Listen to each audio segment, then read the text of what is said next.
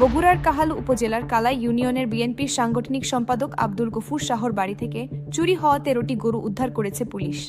শনিবার রাতে নওগাঁ জেলা পুলিশের গোয়েন্দা শাখা ও আত্রাই থানা পুলিশ অভিযান চালিয়ে এসব গরু উদ্ধার করে।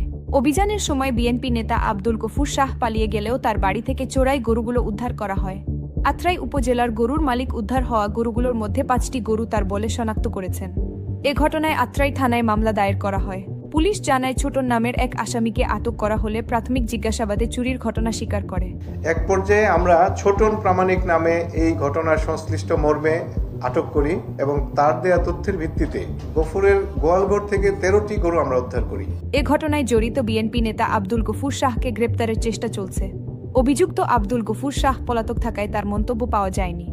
তবে কাহালু উপজেলা বিএনপির পক্ষ থেকে জানানো হয়, আব্দুল গফুর শাহকে দলীয় শৃঙ্খলা ভঙ্গের কারণে প্রাথমিক সদস্য পদসহ সব পদ থেকে বহিষ্কার করা হয়েছে।